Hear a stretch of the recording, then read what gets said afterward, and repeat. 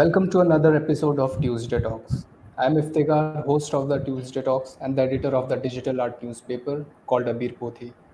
Join us as we dive deep into thought provoking conversations, gain insights, and explore the diverse realm of art, bringing together young art enthusiasts, artists, curators, and art educators in a dynamic and engaging platform. Today, we have two young and passionate graphic designers and alumni of JJ School of Art. Today, we have Ashutosh Kamble and Ajinkya Patekar with us, and they will share their experiences, insights, and creative processes as it aims to inspire, educate, and foster a sense of community among aspiring graphic designers while exploring current trends and challenges in the field. So join us for this conversation, practical tips, and a deeper appreciation of the captivating world of graphic designing. Thank you, Ashutosh and Ajinkya, to take out time for Tuesday Talks.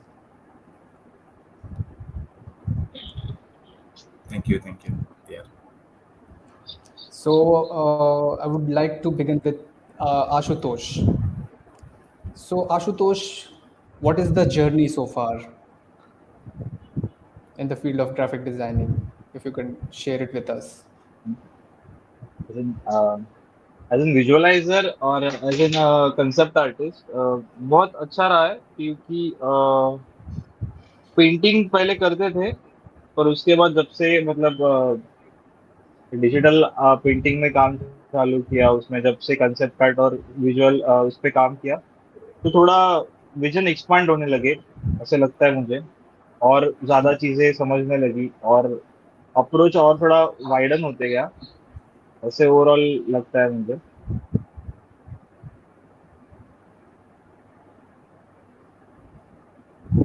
Okay, तो आशुतोष, आपने अपनी journey as a painter start किया था and फिर yes gradually yes आपने graphic designing की तरफ move not किया।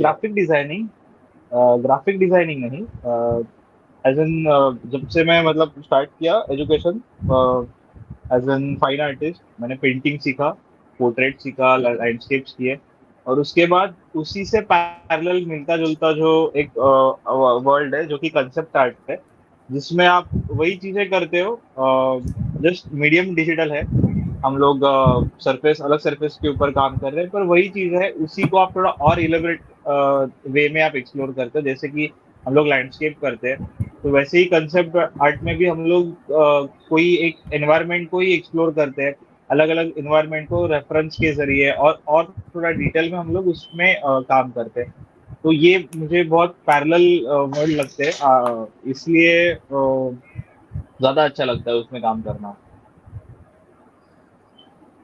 अच्छा, अजिंक्य, आप ग्राफिक डिजाइनिंग कर रहे हैं, कंसेप्चुअल आर्ट कर रहे हैं, कितने टाइम से आप कर रहे हैं? Actually, my journey and Ashu's journey is like very similar. Uh, मैं और आशु हम एक साथ ही एक कंपनी में ज्वाइन हुए। पहले तो मतलब जेजे स्कूल ऑफ आर्ट में हम बैचमेट ही थे। Same same No. प्रोसेस है कि पेंटिंग में पोर्ट्रेट में स्पेशलाइजेशन किया। फिर बाहर आने के बाद सोचा था मास्टर्स करने का, बट वो हो नहीं पाया। आई डोंट नो व्हाई कि किसी कॉलेज ने हमें एक्सेप्ट क्यों नहीं किया, आई डोंट नो। बट फिर थोड़ा कम एक क्या है कि ब्रेड एंड बटर की जब बात आती है तब अपने फील्ड में जो हम सीखे हैं उसका यूज़ डेली जो बेसिक नीड्स है वो कंप्लीट करने के लिए, मनी अर्न करने के लिए कैसे करें।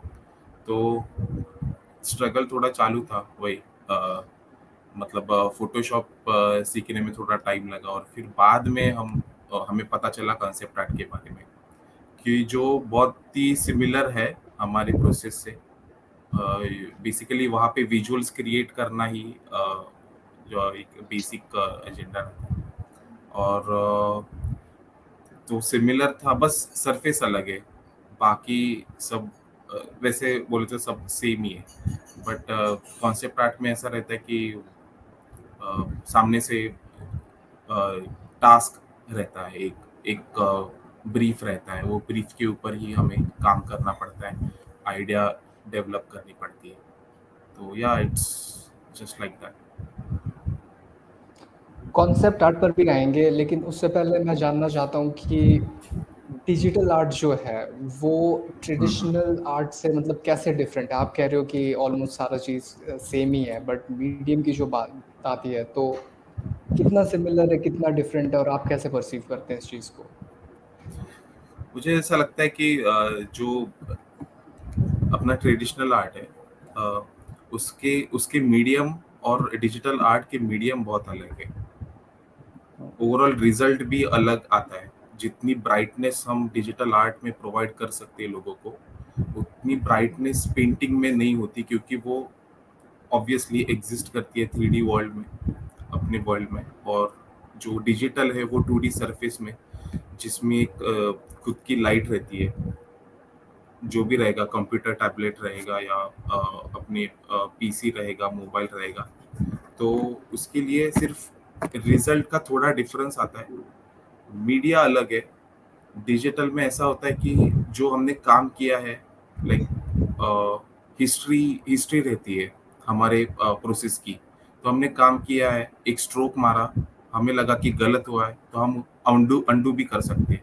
बट ट्रेडिशनल आर्ट में ऐसा नहीं होता। हमें इरेज करने के लिए दूसरे एफर्ट्स डालने पड़ते हैं। हम कंट्रोल जेड नहीं कर सकते उसमें। तो वही डिफरेंस है। तो इन अ वे कि बहुत ज़्यादा हमें पॉसिबिलिटीज़ मिलती है और बहुत ज़्यादा हमें फ्रीडम मिलता है कि हम और ज़्यादा एक्सपेरिमेंट करें, जो कि मैं समझ पा रहा हूँ डिजिटल आर्ट में, राइट?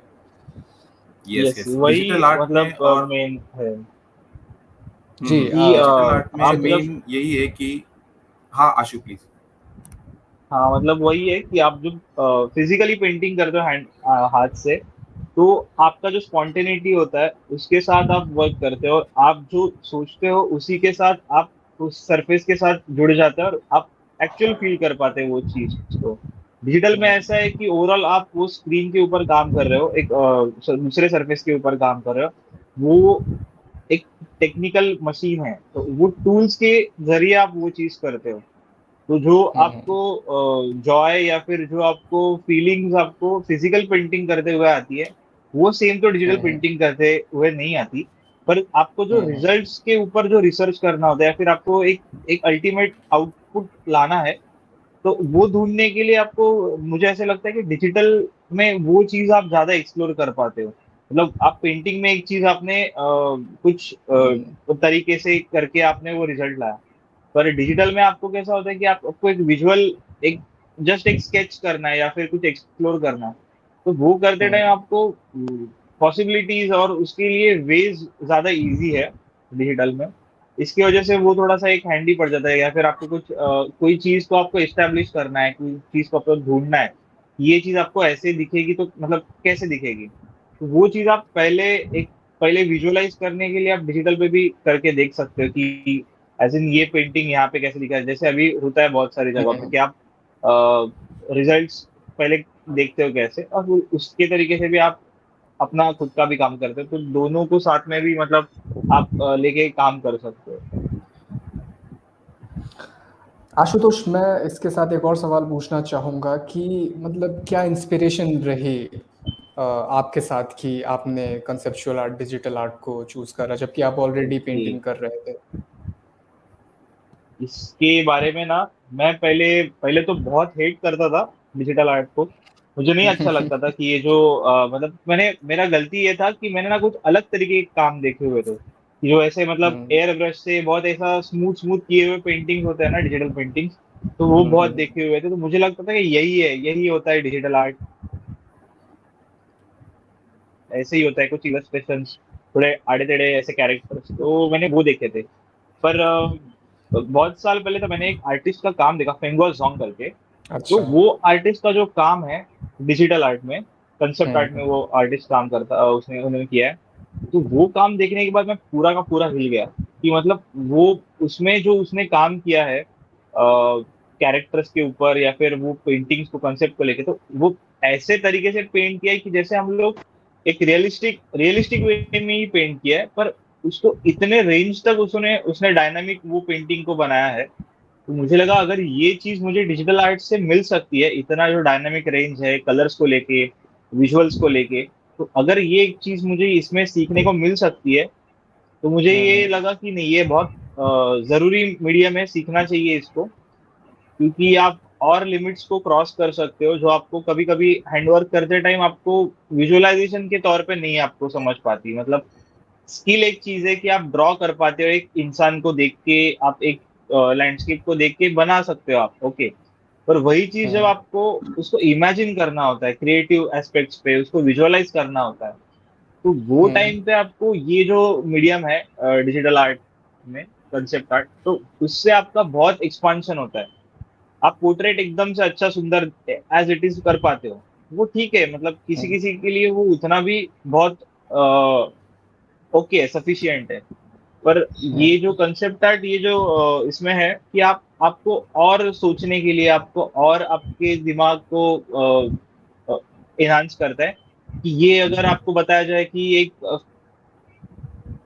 फ्यूचरिस्टिक वर्ल्ड है, या फिर एक कुछ अलग प्लैनेट है, या फिर कुछ हम्म आपको अलग सिचुएशन दिया जाए, तो वो टाइम पे क्या होगा, लोग कैसे होंगे, जमाना कैसे होगा, ओवरऑल हम्म चीजें कैसे होंगी, तो ये जो आप सोचते हो, उसके डिटेल्स, उसके लिए आप लॉजिक लगाते हो, उसका और रिसर्च करते हो, तो ये जो एक प्रोसेस मुझे जो इसके वजह से मिला, डिजिटल आर्ट की वजह से, हम्म तो वो मुझे बहुत इंटरेस्टिंग लगता है कि आप ओवरऑल जो आप सोचना आपका जो बढ़ जाता है ना, तो हम्म ये चीज मुझे ज्यादा इंटरेस्टिंग लगी इस फील्ड में आकर।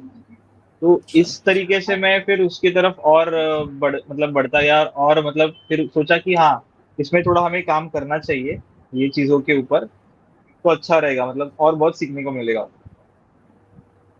अच्छा। अभी आपने एक आर्टिस्ट का नाम मेंशन करा जो कि मैं मिस आउट कर गया, जिसने आपको काफी इंस्पायर करा, तो क्या वो हमारे व्यूअर्स के लिए आप एक बार फिर से बता सकते हैं? पेंगुआ जोंग। ओके। पेंगुआ जोंग, हाँ। Okay, how do you spell it? अरे यार, स्पेलिंग मत पूछो। Alright, Patekar. No worries. Ajinkya, तो ऐसे और भी आर्टिस्ट हैं जिन्होंने आपको भी इंस्पायर करा हो, जैसे आशुतोष को किया, तो बताना चाहेंगे उसके बारे में थोड़ा सा? हाँ, मतलब कॉन्सेप्ट आर्ट में मतलब इंस्पिरेशन तो एक्चुअली फाउंडेशन पीरियड से, जब से मैं फाउंडेशन किया था तब से मैंने फिल्म देखना चालू किया था, तो फिल्म्स में बहुत इंटरेस्ट है मुझे। तो पेंटिंग मतलब ये बैचलर्स का जब पीरियड था, तब पेंटिंग में भी मैं ऐसे ट्राई करता था कि जो फिल्म्स की फ्रेम्स है उसका जो ओवरऑल इम्पैक्ट और फील है वो कैसे लाऊं। और फिर बाद में मुझे पता चला कि जो फिल्म्स के जो फ्रेम्स रहते हैं, डीओपी जो फ्रेम सेट करता है, डायरेक्टर से ब्रीफ लेके और हम्म प्रोडक्शन डिजाइनर जो भी एक सीन क्रिएट करने के लिए जो एफर्ट्स डालते हैं, उसमें से एक पार्ट कॉन्सेप्ट आर्ट का है। मतलब वहाँ पे डिजिटल पेंटिंग होती है बैकग्राउंड को लेके, एलिमेंट्स को लेके। ये तो मुझे ये इंटरेस्टिंग लगा, तो मैंने यही सोचा कि जो भी मेरा फिल्म का नॉलेज है और जो बेसिक्स मेरे क्लियर हुए हैं आर्ट कॉलेज में, उसको मैं यहाँ पे कैसे अप्लाई करूँ, और कैसे जो मतलब जो ब्रीफ के हिसाब से रिजल्ट्स लाना है वो कैसे लाऊं। तो इसकी वजह से मतलब मैंने चालू किया। और जैसे आशु ने बोला, जोंग फेंगुआ चाइनीज आर्टिस्ट है, बहुत ही उम्दा काम है उसका।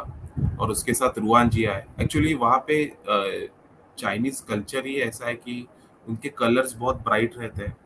उनकी जो हम्म डिटेल है, हाँ डिटेल है, वो डिटेल और उनका जो ड्राइंग करने का जो पैटर्न है, वो लाइंस है, वो थोड़ी अलग है और वो हमेशा अट्रैक्टिव ही रही है।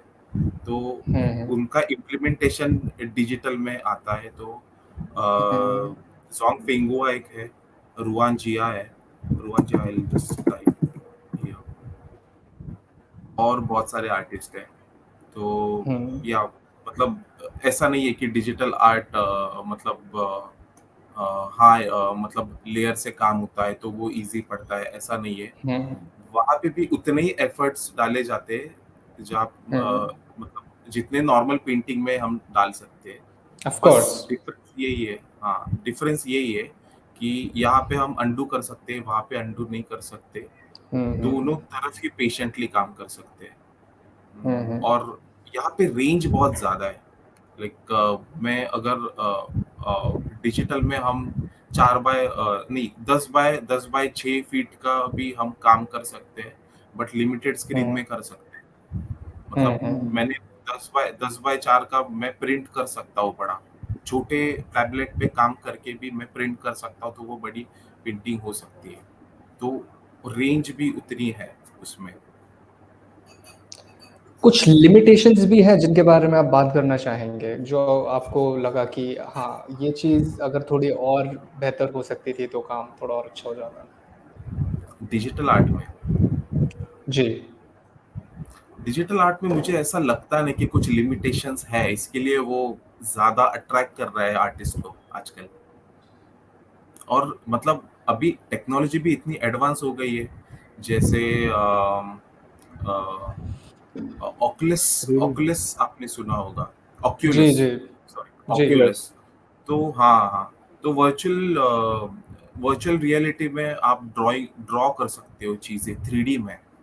तो इधर तक टेक्नोलॉजी गई है, बॉडी रिगिंग होती है, एनिमेशन होती है। हम आप खुद अपने बॉडी पे सेटिंग करके आप जो भी मूवमेंट करेंगे वो मूवमेंट कंप्यूटर में कॉपी होती है और एज इट इज एनिमेशन होता है।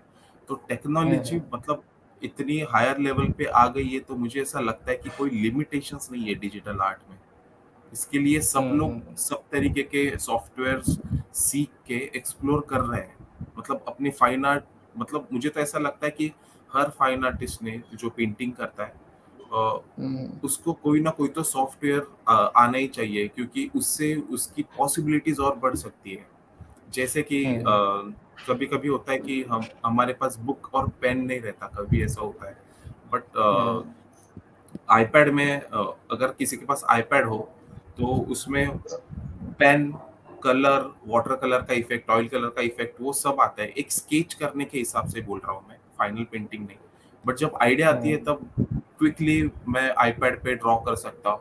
मुझे कुछ एक अपनी जो सिटिंग रहती है प्रॉपर, या हाँ मैं पेपर लगाऊंगा, फिर मैं शार्पन करूंगा पेंसिल, उसमें ज्यादा टाइम मतलब जाता है। तो इसमें कैसे जल्दी से काम होता है, ऐसा है। तो वो उतना इजी भी है डिजिटल, और लिमिटेशंस नहीं है, इसके लिए वो ज्यादा अट्रैक्टिव है, मतलब ज्यादा अट्रैक्ट कर रहा है लोगों को, और टाइम कंज्यूमिंग नहीं है उतना। अभी फिल्म इंडस्ट्री में भी सब, मतलब पहले फिल्म इंडस्ट्री में लोग पेपर वर्क में, मतलब सब पेपर वर्क होता था, कॉन्सेप्ट आर्ट, और कॉन्सेप्ट आर्ट का फिर वहाँ पे ऑप्शंस भी हमें मतलब बनाने को कहते थे कि हाँ, फिर पेपर पे फिर से ड्रॉ करना और फिर वो इरेज करना, वो बहुत टाइम कंज्यूमिंग प्रोसेस था। बट डिजिटल में वो बहुत ही इजी हो गया है।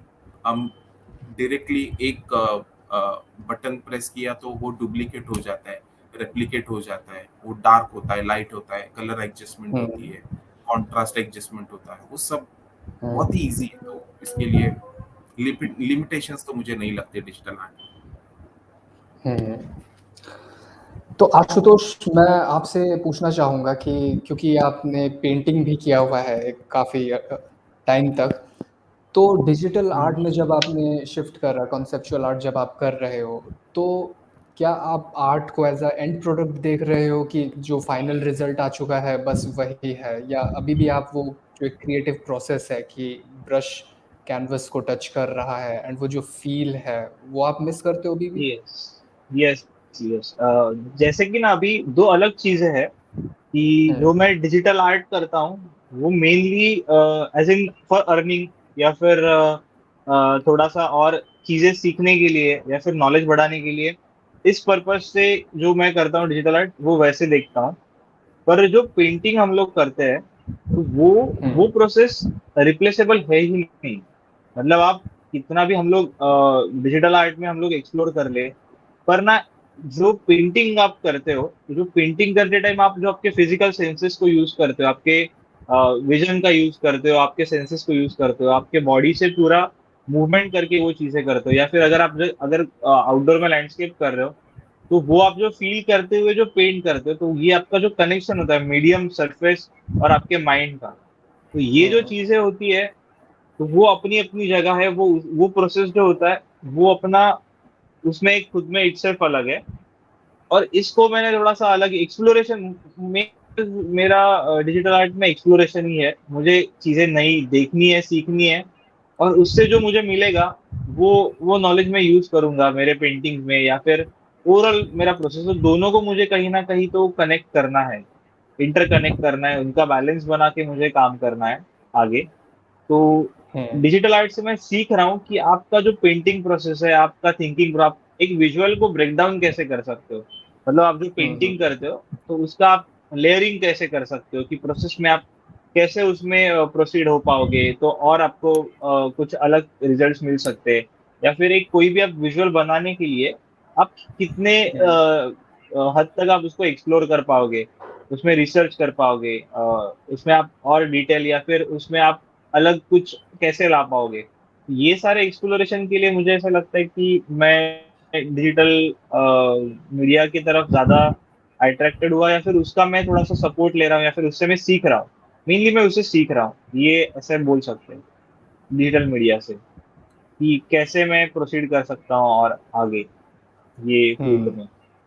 पर पेंटिंग इटसेल्फ, उसका जो आप कंपेयर ही नहीं कर, मुझे तो ऐसे लगता है कि मैं, क्योंकि मेरा काम थोड़ा मोर ओवर स्पॉन्टेनिटी पे ज्यादा जाता है, जो मैं लैंडस्केप या फिर पेंटिंग्स करता हूँ, तो उसमें जो हम्म आपको जो विजुअल दिखता है, या फिर जो आपको विजुअल आपने पेंट करना है, तो वो हम्म लाने का जो एक आपके पास एक अर्ज होता है, बहुत आपको वो बहुत इंथुजियास्टली आपको वो उतार पेंटिंग को कैनवास पे लाना होता है। तो ये मेरे लिए बहुत स्पॉन्टेनियस और बहुत एनर्जेटिक प्रोसेस है। तो उसमें मुझे हम्म किसी चीज का बीच में आना, मतलब ये नहीं लगता कि मुझे बहुत टेक्निकल होना है, या फिर मुझे बहुत ऐसे होना है वैसे। तो वो प्रोसेस में मैं वैसा होता हूँ। पर डिजिटल में कैसा होता है कि आपके पास एक ब्रीफ है, आप बंधे हुए कुछ लिमिट्स के ऊपर, कि आपको ये ऐसे करना है, वैसे करना है। ओके, तो हम्म वो थोड़ी दो अलग चीजें हो जाती है ऐसे। तो ऐसा लगता है मुझे प्रोसेस, मैं एक बीच का जरिया मानता हूँ, कि मुझे प्रोसेस को दोनों तरीके में, मतलब ये करना है, डिवाइड करना अच्छा। तो आप डिजिटल आर्ट परस्यू कर रहे हैं अजिंक्य एंड आशुतोष प्रोफेशनली, है। बट खाली टाइम में भी आप लोग आर्ट करते हैं? यस, हाँ, मतलब जैसे कि जरूरी अभी है कैसा जैसे। होता है कि, हाँ हाँ, हाँ, आशु आशु प्लीज। तो वही कि जैसे अभी हम लोग क्लाइंट के लिए जैसे चीजें होती है, या फिर प्रोफेशनल जो चीजें होती है, तो मीनवाइल जैसे अभी अजिंक्य का भी है, मेरा भी है, तो हम लोग भी कुछ चीजें हम लोग की सोची हुई रहती है, या फिर कुछ दिमाग में होती है। तो वैसे कुछ कैरेक्टर्स बनाना, वैसे कुछ स्केचेस करना, वैसे विजन, तो वो बारे में अजिंक्य आपको ज्यादा बता सकता है, क्योंकि वो जैसे उसने बताया कि फिल्म्स वो देखता है, तो वैसे उसके भी कुछ आइडियाज है अजिंक्य।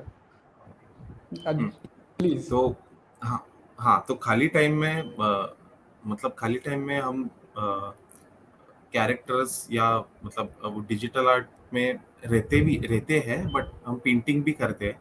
वो मतलब फर्स्ट प्रायोरिटी यही है।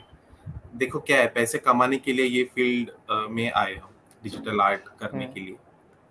बट पहले तो एक अपने जो माइंड का जो सेटिस्फेक्शन रहता है ना, वो पेंटिंग से ही मिलता है।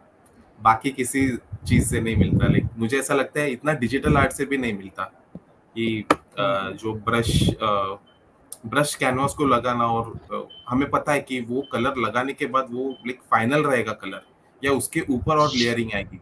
वो स्पॉन्टेनिटी और वो जो कॉन्फिडेंस जो भी रहता है, वो मतलब अलग ही है। वो सेटिस्फेक्शन लेवल अलग ही है। और बाकी वक्त में हम डिजिटल का जो काम करते हैं, मतलब जो क्लाइंट बेस्ड नहीं रहता, वो प्योरली पर्सनल रहता है। मैं और आशु हम ज्यादातर फोकस करते हैं स्टोरी टेलिंग पे, कि हम्म लिमिटेड फ्रेम्स लेके हम पूरी स्टोरी कैसे बता सकते हैं लोगों को।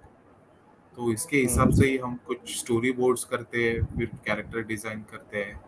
और रेफरेंसिंग भी हमें करना पड़ता है, तो उसके लिए मूवीज देखना। और अभी फिलहाल एनिमे बहुत ज्यादा हम्म मतलब ज्यादा बूम पे है, वो बहुत ही हाइप पे है।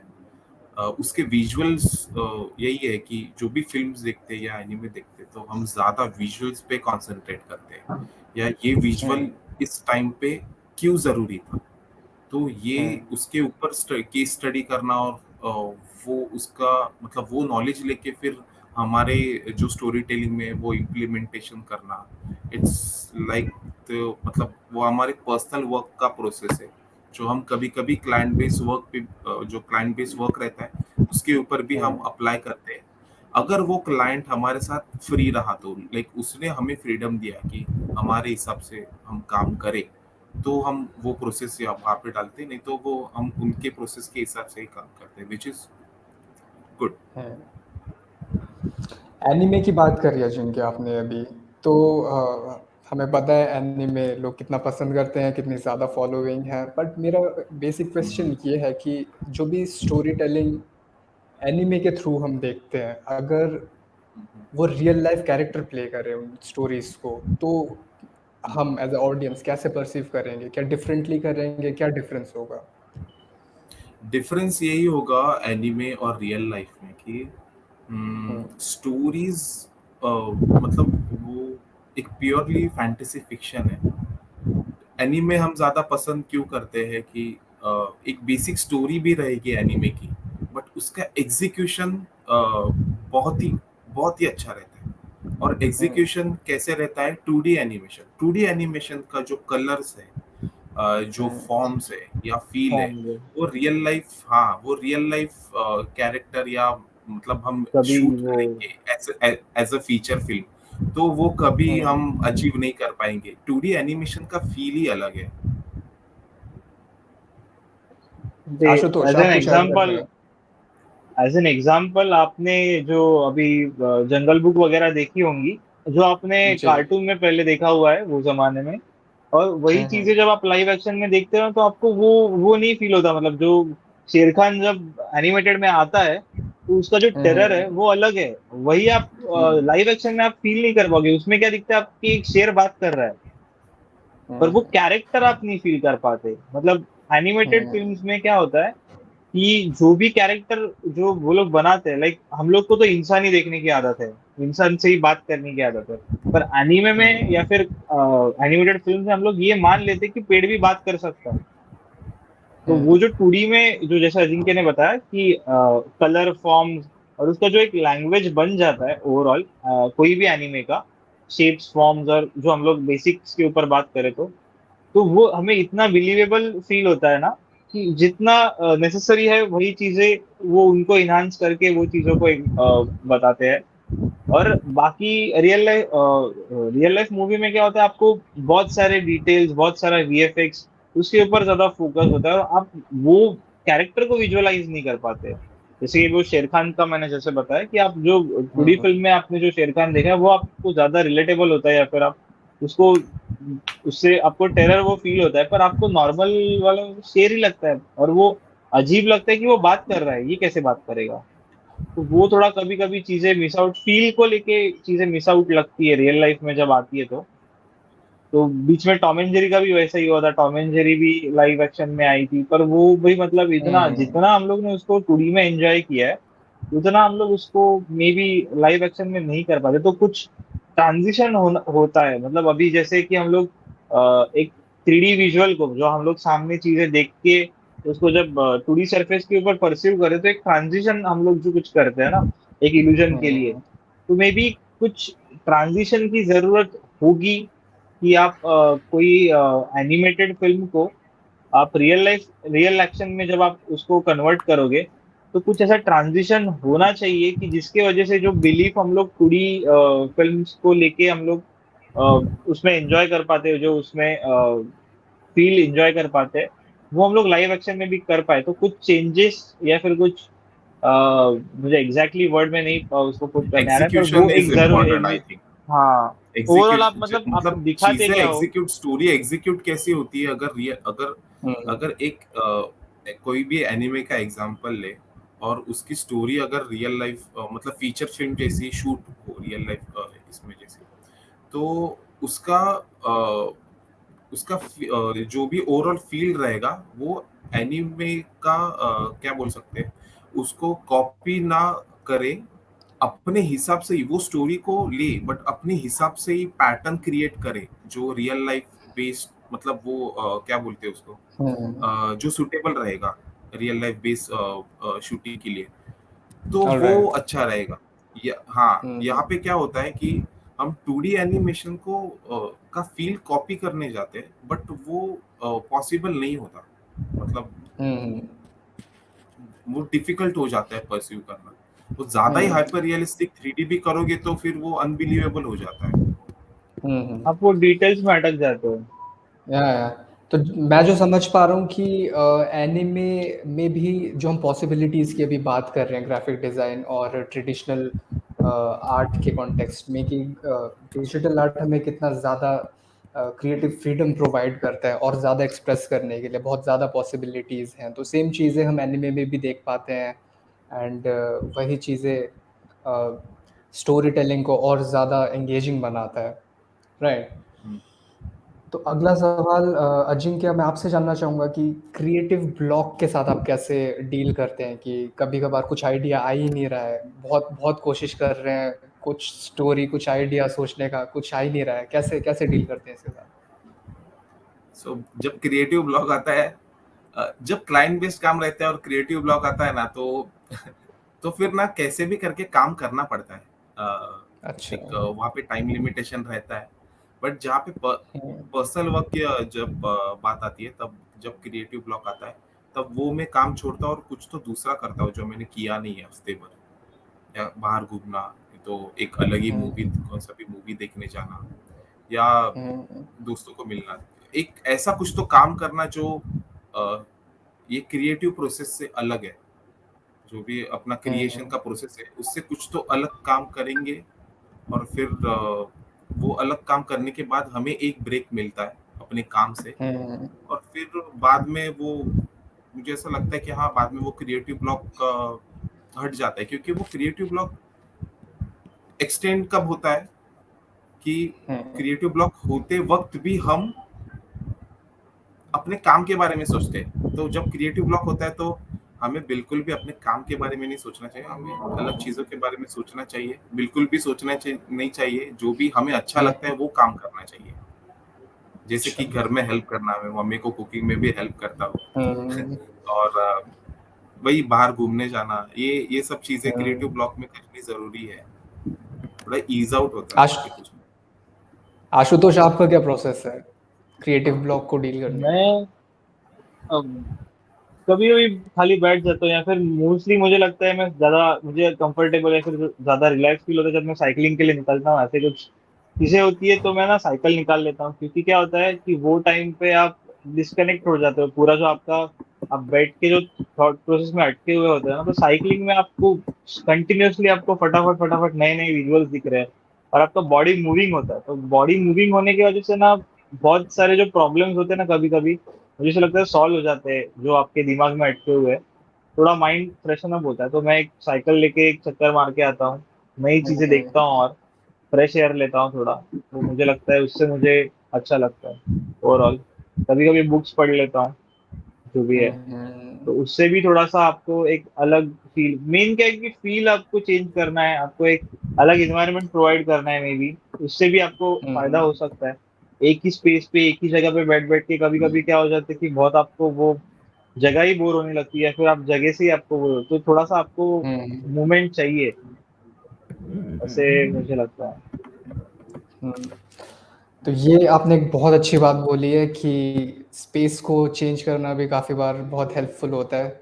नई जगह, नई हवा थोड़ी-सी एंड थोड़े नए विजुअल्स जो कि हेल्प करता है क्रिएटिव थिंकिंग में। क्योंकि काम को लेके भी मेरा ऐसा ही है कि मैं ज्यादातर ऐसा स्टूडियो पर्सन नहीं हूँ, कि मतलब कि जैसे किसी किसी का होता है कि वो मतलब आदमी स्टूडियो में ही बैठ के बहुत काम करता है, या फिर उसको स्टूडियो ही प्रेफरेबल है।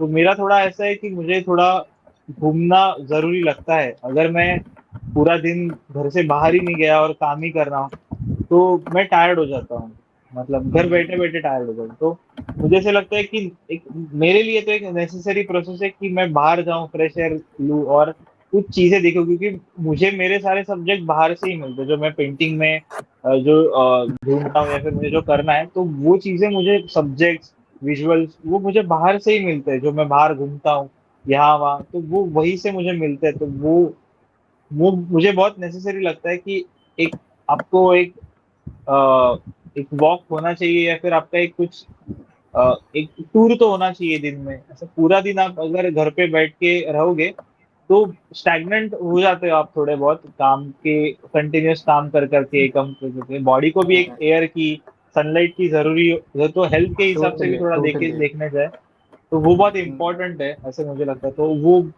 आपको बहुत फ्रेश करा देता है। और डिजिटल करते टाइम भी प्रॉब्लम क्या है कि आप पूरा टाइम स्क्रीन के सामने होते हो। आप उसके लिए अंधेरा भी लगता है, तो अंधेरे में वो ब्राइट लाइट, तो उसकी वजह से ना आपको ओवरऑल थोड़ा सा थकान, फटीग आ ही जाता है। तो इसके लिए बहुत बेस्ट है कि आप एक राउंड मार के आना चाहिए आपको। ओवरऑल थोड़ा अलग बॉडी को एनवायरनमेंट भी दिखाना चाहिए कि रिलैक्स हो जाओ, then you can get back to work. Ajinkya, आप को फाउंडर भी है कनागा आर्ट फाउंडेशन के, राइट? Yes yes. तो उसके बारे में थोड़ा कुछ बताइए। Okay, so Ashu is also a co-founder of Concard Foundation. Oh, कंगाट फाउंडेशन हमारा इनिशिएटिव है। हमने 2017 में स्टार्ट किया था। हमारा बेसिक मोटो यही था कि आर्टिस्ट आए एक साथ और एक स्पेस में एक साथ काम करें। तो हमारा ये कलेक्टिवनेस पे ज़्यादा कंसंट्रेशन, मतलब हम कलेक्टिवनेस में हम ज़्यादा फोकस करते हैं। तो सबसे पहले स्टार्ट वैसे 2017 में किया। और फिर बाद हमने अलग अलग जगह पे हमारी जो एक मेन जगह है जो आउट ऑफ मुंबई है, नेरल में, तो उस जगह पे हमने कैंप लिए। फिर हमने नासिक में कैंप लिए बहुत लोगों के साथ कोलैब करके। तो हमारा ये सब करके भी मोटो वही था कि एक साथ रह के काम करो, आइडिया शेयर होती है, थॉट प्रोसेस शेयर होती है, पेंटिंग की प्रोसेस देखने को मिलती है। वहाँ पे एज डिफरेंस भी रहता है, सीनियर आर्टिस्ट भी आते हैं, उनके एक्सपीरियंसेस शेयर करते हैं, एक दूसरे का काम देखने को मिलता है। तो मुझे ऐसा लगता है कि हम जब अ, पता नहीं कि ऐसे अचानक से कोई इंस्पायर कर जाए और हम ज़्यादा और मोटिवेट हो अपना काम करने के लिए, और हमें काम में भी वैरायटी दिखे। और कलेक्टिवनेस से एक चीज़ तो श्योर होती है कि अ, हमें एक्सप्लोर करने के जो वेज है वो बहुत सारे क्रिएट हो जाते हैं। और वैरायटी है, मतलब चीज़ें एक्सप्रेस करने में, हम ये एक्सप्रेस होने का ही मीडिया है जो पेंटिंग है, जो भी है। तो एक्सप्रेस हम बहुत तरीके से हो सकते हैं। तो इससे ये कलेक्टिवनेस से बहुत सारी चीज़ें, तो इसमें से ये एक चीज़ है कि जो मुझे ऐसा लगता है कि स्टूडेंट लाइफ में ज़्यादा इम्पोर्टेंट है। मतलब ज़्यादातर स्टूडेंट्स आते हैं कैंप में। और अ, मतलब कॉलेजेस में ऐसा रहता है कि एक बेसिक जो सब्जेक्ट रहते हैं, बेसिक क्लियर करने के लिए सब्जेक्ट्स रहते हैं, बट उसके उसके अलावा भी कुछ चीज़ें रहती है जो सीनियर आर्टिस्ट से पता चलती है उनको, उनका एक अच्छा सा इंटरेक्शन हो जाता है। तो ओवरऑल हम कंगाट फाउंडेशन से यही सब चीज़ें प्रोवाइड करते हैं हर साल। Wow, that's great. Ashutosh, future को आप कैसे देखते हैं? डिजिटल आर्ट और कॉन्सेप्चुअल आर्ट के फ्यूचर को आप कैसे देखते हैं? वो तो बहुत आगे चल रहा है। मतलब हम लोग जितना सोच भी नहीं पाते उससे भी बहुत आगे जा रहा है, क्योंकि अ, ये कंसेप्ट आर्ट या फिर डिजिटल आर्ट, इसका नीड ही ऐसा है, फिल्म्स के लिए है। और ओवरऑल अभी सारी चीजों को लेके, फिल्म्स भी नहीं, ओवरऑल साइंस जो प्रोग्रेस कर रहा है, जो चीजों को लेके आगे आगे जो कंसेप्ट बढ़ रहा है, तो उसके हिसाब से ना इसमें भी बहुत टास्क बढ़ रहे हैं, उसमें भी बहुत टूल्स भी बढ़ रहे हैं। कि आप जो चीज, मतलब पहले आप मान लो कि फोटोशॉप जस्ट एक फोटो एडिटिंग ऐप था, उस पे ये इंट्रोड्यूस हुआ कि आप पेंट कर सकते हो। फिर उसमें भी आगे आगे जाके फोटो मैनिपुलेशन, मैट पेंटिंग, फिर उसमें जाके बाद में अभी हम लोग ने चालू किया है कि लोगों ने कि 3D सरफेस, 3D आप चीजें बनाते हो, और उसको आप उसको एसेट्स को यूज करके आप कंसेप्ट क्रिएट करते हो। इसके अभी आगे एआई आ गया है कि आप खाली वर्ड्स डालो, आपको रेडीमेड आपको विजुअल मिल जाता है। तो ये थोड़ा सा मैनिपुलेटिव लगता है, पर जैसे कि अभी फोटोशॉप खुद में ही अगर आप उसमें इमेज मैनिपुलेशन करके अगर कर रहे हो, तो उसको वैसे कि बेस को तो मतलब टूल्स बहुत एडवांस होते जा रहे हैं। तो उसमें आपका और भी मतलब आप ज्यादा उसमें कितना एक्सप्लोर कर पाते हो ना, इसके पॉसिबिलिटीज भी बढ़ रहे हैं। तो फ्यूचर में तो मतलब इसमें बहुत, और वैसे वैसे विजुअल्स होने वाली चीजें, आर्टवर्क्स भी हो रहे हैं, अलग अलग फिल्म हम्म, भी वैसे तरीके से आ रहे हैं कि आप उसमें बहुत अलग तरीके की दुनिया देख रहे हो, अलग बहुत एक्सट्रीम लेवल पे, जैसे अभी अवतार वगैरह है। ऐसे तरीके हम्म, के फिल्म आ रहे हैं जिसमें आपको बहुत हाईली क्रिएटिव और अलग ही दुनिया जो आपने कभी देखी नहीं, ऐसे ऐसे विजुअल्स हम्म, आप देख रहे हो। तो उसके हिसाब से बहुत चैलेंजिंग फेज होगा आगे, और बहुत ज्यादा इंटरेस्टिंग और टास्क रहेंगे उसमें। तो वैसे लगता है मुझे। हम्म। अजिंक्य, ये बताइए कि इंडिया का डिजिटल आर्ट का सीन क्या है और हम कहाँ पे एग्जिस्ट करते हैं जब हम उसे वर्ल्ड के कॉन्टेक्स्ट में देखते हैं? क्या चल रहा है इंडिया के डिजिटल आर्ट सीन में? इंडिया का डिजिटल आर्ट मतलब मैं ऐसा नहीं बोलूँगा कि जब हम कंपेयर करते बाकी स्टेट से बाकी कंट्री से अपने कंट्री हम्म, हमारे इंडिया में बहुत अच्छे कॉन्सेप्ट आर्टिस्ट हैं, बट ना चीज़ें बात आती है अपॉर्चुनिटीज़ की। बाहर का जो कॉन्सेप्ट आर्ट है वो ज़्यादा से ज़्यादातर ज़्यादा रिलेटेड फ़िल्म से है, गेम से है, एनिमेशन से है, मतलब ये जो एनिमेटेड मूवीज़ जो भी रहेगा।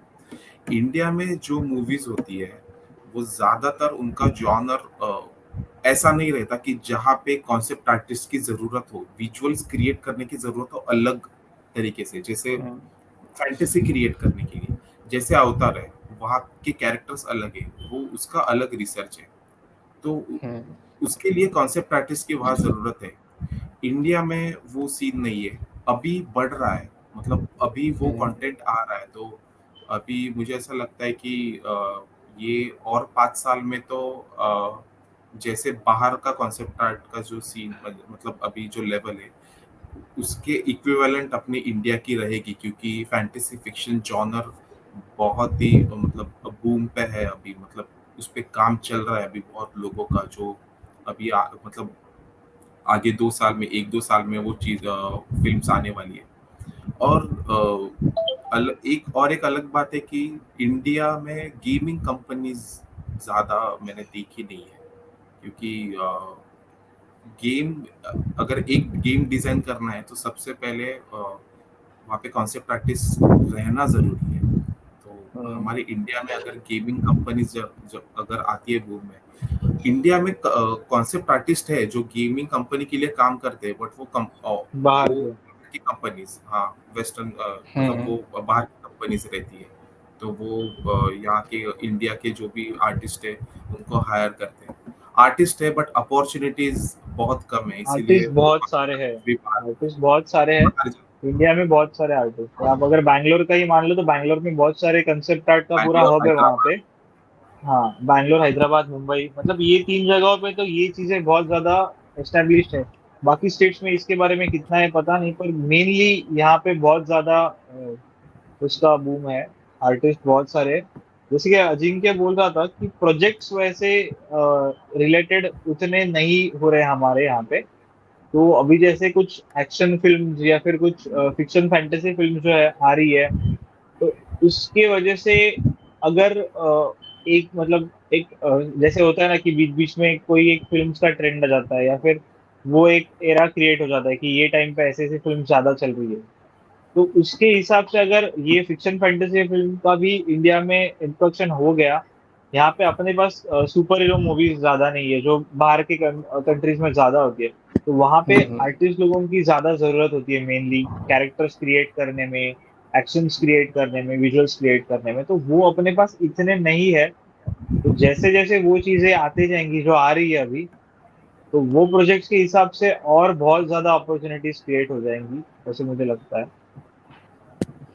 और ऑल एक्चुअली है ना, राइट। मुझे ऐसा लगता है जो भी एनिमेटेड कंटेंट है हमारे इंडिया का, हम्म मतलब हम जिन्हें कार्टून बोलते हैं, वो कार्टून की हम्म क्वालिटी भी ऐसी नहीं है कि जिसके लिए लोग खुद से काम करने के लिए वो कंपनी में जाए। हम्म ऐसा मतलब इतना नहीं है। एनिमेटेड फिल्म्स ज्यादातर अपनी ऑडियंस देखते नहीं। अभी वो एनिमे की वजह से एक सर्टेन एज ग्रुप है, वो ज्यादा पसंद करते, बट जो बाकी लोग हैं वो ज्यादा देखना पसंद नहीं करते। अगर और एनिमेटेड फिल्म भी ज्यादातर लोग एक्सेप्ट करें तो उसके हिसाब से प्रोजेक्ट बनेंगे, और उसके हिसाब से एनिमेटेड फिल्म्स के प्रोजेक्ट्स आएंगे, और फिर कॉन्सेप्ट आर्टिस्ट की ज्यादा डिमांड और बढ़ेगी, लाइक इंडिया में ऐसा है। मैंने हम्म अभी थोड़ा चीजें कुछ ऑब्जर्व किया है कि मतलब पहले कैसे हुआ करता था कि मेनली एक्सपीरियंस पर्सन या फिर थोड़ा सा नॉलेजेबल पर्सन जो डायरेक्टर लेवल पे सोचता है, वो बंदा करता था काम कंसेप्ट आर्ट या फिर ऐसी चीजों पे। पर अभी आप अगर देखने जाओ तो 17-18 ईयर एज के भी जो लड़के होते हैं जो ये फील्ड में बहुत एक्सीलेंट काम कर रहे हैं, हम्म क्योंकि उनका कैसा होता है कि ये लोग टेक्नोलॉजी के साथ इवॉल्व हुए हैं। जो अभी हम लोग ने कैसे है कि 11th 12th, उसके बाद तो मैंने मतलब ज्यादातर मतलब कंप्यूटर्स वगैरह यूज करना चालू किया, मेरा फोटोशॉप भी मैंने बहुत लेट यूज किया। पर ये लोग बहुत बचपन से हम्म टेक्नोलॉजी को देखते आ रहे हैं जो ऑलरेडी इवॉल्व है। सारे सॉफ्टवेयर्स के साथ ये लोग बड़े हुए हैं, मतलब ये चीजों को वो बहुत पहले से, तो अभी 3D वगैरह सॉफ्टवेयर पे बहुत यंग एज पे ये लोग का काम चालू होता है, तो उसके वजह से ना कंसेप्ट आर्ट में बहुत यंग आर्टिस्ट बहुत जुड़ रहे हैं, आप अगर देखने जाओ तो। ये थोड़ा सा। सर्टेनली। हाँ। All right Ajinkya and Ashutosh, बातें बहुत सारी करनी थी आप लोगों के साथ, लेकिन समय का थोड़ा सा इशू है हमारे साथ। Okay okay. तो thank you so much Ajinkya Patekar and Ashutosh Kamle, बहुत अच्छा लगा आपसे बात कर and thank you so much Tuesday talks में पार्टिसिपेट करने के लिए, and we wish you all the best for your future endeavors, and stay in touch. Thank you. Thank you.